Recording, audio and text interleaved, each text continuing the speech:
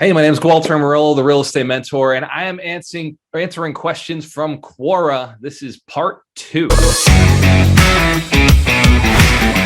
invest in real estate for passive income after retirement? Yes, and why? Why would you? If you're already retired, investing in real estate is a long-term game. So the first 3 or 4 years, you're not going to cash flow as much as you would, 5 to 7 years from now. If you retired and you didn't have the passive income that you were looking for, you could do it through real estate if you have a big enough chunk. So let's say you retired and you had a bunch of money in your 401k, then yes, like if you had $1 million, $500,000 out there, then you can leverage that and you're going to buy the years back that most investors would have to wait for. So what we call buying equity. If you don't have that money, let's say, okay, you're in a situation of the average American and you're about 55 years old, you still only got around $100,000 in your 401k and you realize you don't have the money to retire, then you should be investing in real estate because you can't retire anyway. That's one of the facets to this. Like when somebody says they can retire, I'm thinking they've got $2-3 million in the bank, but out in a financial instrument, bringing them in 6 to 12% interest. But if they're at retirement age and they're like the average American who hasn't built up the wealth, then yes, invest in real estate, right?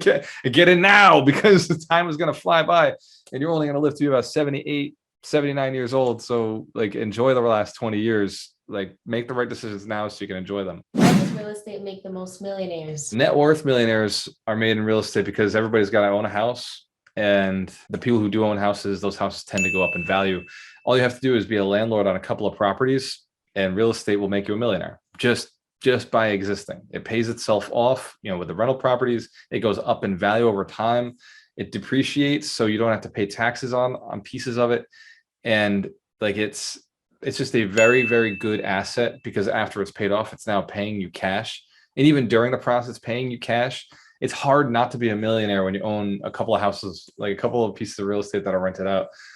It's hard to be a millionaire when you don't own an asset that goes up in value and pays you. Why don't real estate agents invest in real estate more? Sales 101, believe in your product. Sales 102, be a buyer of your product.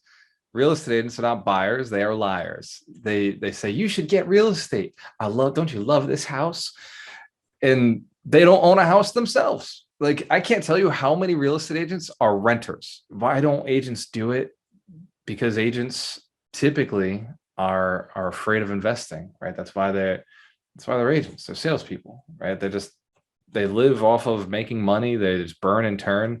They don't think about the future. Salespeople tend to be very much fun, adventure, challenge based. And so like they're thinking in the moment, like I've got to get to the weekend. I got to go party. Like they're in that mindset of fun, people, chill.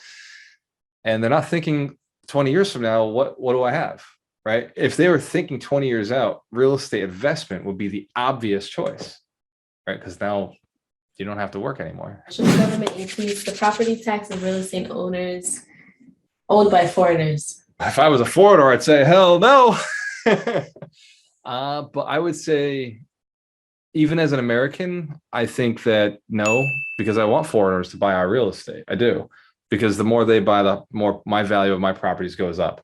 It's just like when I was living in Fall River and buying in Fall River, I would actually go to Boston and sell Fall River to Boston people, right? I knew Boston people, their real estate was higher. So that when they were selling, they were having these huge capital gains and they could buy more real estate in Fall River and they get more cash flow.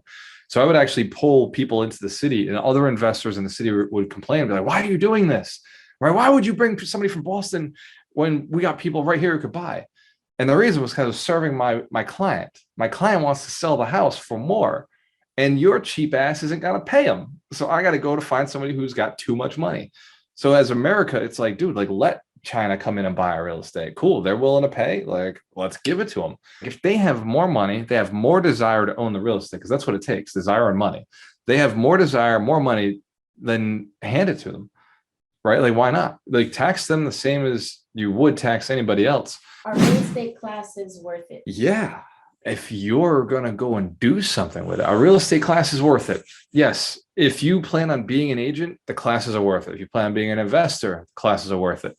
You spend the, whatever it is, $250 or $500 to go take the classes and get licensed, then you now have the ability to earn infinite income, which the average income of a real estate agent is $36,000. So even if you only earn the average income of a real estate agent, that 36,000 would be a huge return on investment for the licensing costs. Sometimes I feel bad about bashing broke people and poor people, but I was one. So it's like, dude, no, I was there. Like, I get it. 87% of millionaires were built through hard work, through learning, through mindset, through risk, through investing stuff we didn't have, leverage, and traveling through this journey of entrepreneurship and investment.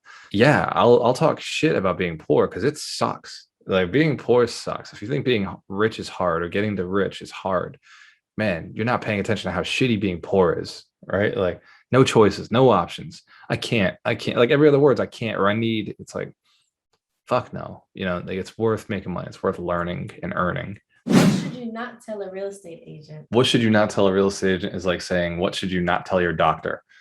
Right? Like, hey, so you got pain in your side. My grandfather was known for this.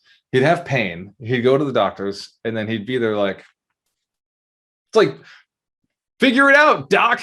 See what's wrong with me.